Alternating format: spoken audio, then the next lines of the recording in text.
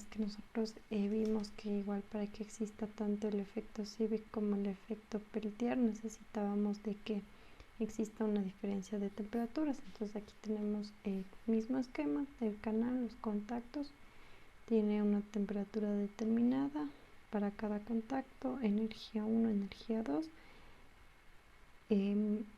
potencial electroquímico 1 por el número de electrones que entran al contacto.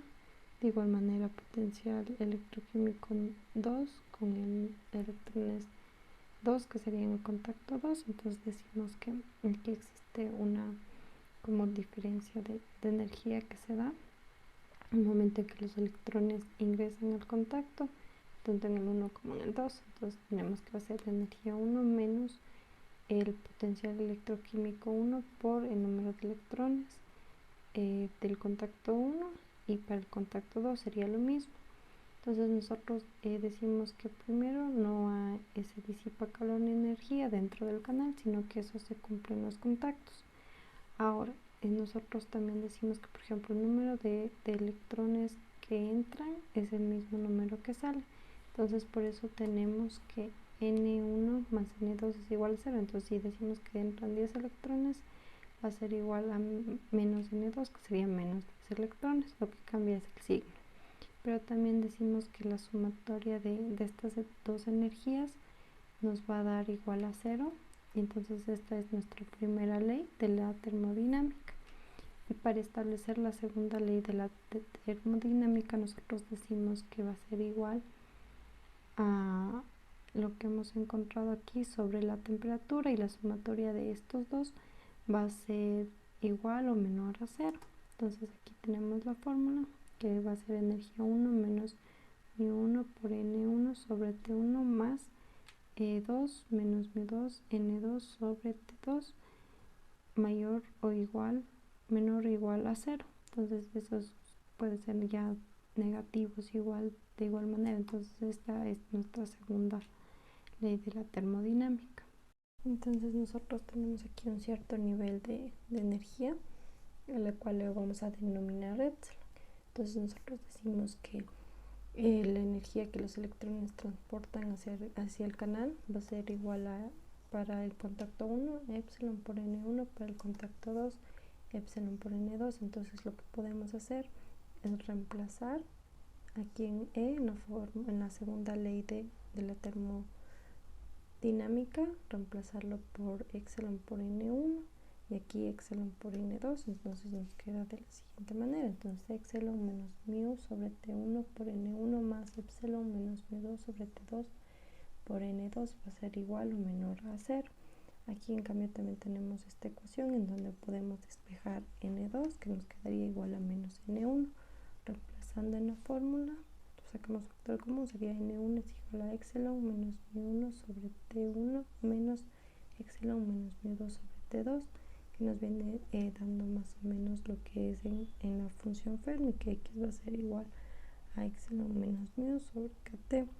Entonces ahí nosotros lo que podemos hacer es reemplazarlo por la fórmula de la diferencia de funciones Fermi, pero aquí en cambio hay un cambio de símbolo, sino que es mayor o igual a 0, y eso se debe a que, por ejemplo, si en este contacto epsilon va a ser mayor, entonces va a ser positivo. Entonces la resta de esto va a ser positiva. Pero en cambio si aquí le cambiamos, aquí me sale negativo, sería la sumatoria que va a ser positivo. Todo depende de cómo nos dé x, que sería nuestra función Fermi. Entonces ahí es cuando existe el cambio de signo. Por ejemplo, aquí lo que haríamos es, si aquí este es mayor, o sea menor, negativo, no sea negativo, sería positivo, pero tenemos que cambiarle para que se dé esa diferencia de funciones Fermi, negativo, y cambia de signo. Y también lo que viene siendo nos da como resultado que la corriente va a ser proporcional a la función Fermi en función de epsilon en esta diferencia, tomando en cuenta lo que habíamos visto, que para que exista un flujo de corriente debe haber una diferencia, y que también se creaba la ventanita para ese flujo.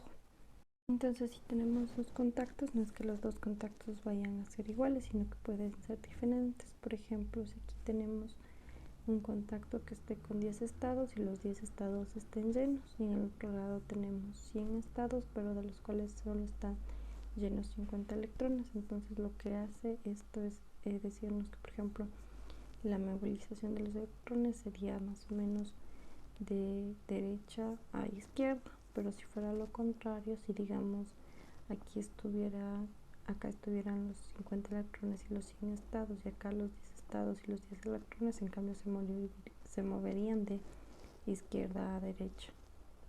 Hemos visto nosotros entonces cuando tenemos un canal elástico donde no hay disipación ni de calor ni pérdida de energía, porque decíamos que se daban en los contactos. Entonces, si digamos tenemos en este canal donde existe un intercambio de energía en el canal, entonces podemos ponerlo como energía sub cero y una temperatura sub cero.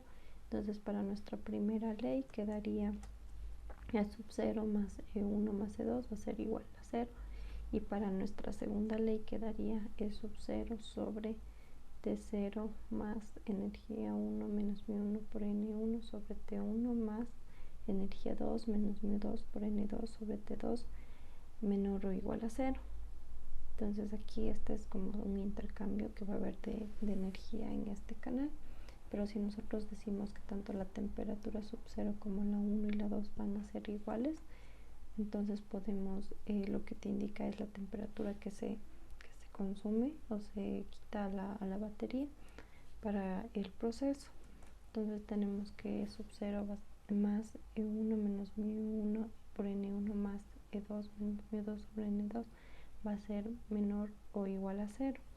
Pero a su vez nosotros si queremos saber cuál es la energía que se está tomando de la batería, porque son los electrones que vienen de la batería hacia el canal, los contactos igual. Entonces, si queremos saber cuál es esa energía que se toma de la batería, nuestra fórmula sería μ1 por N1 más μ2 por N2, que tiene que ser mayor o igual a 0.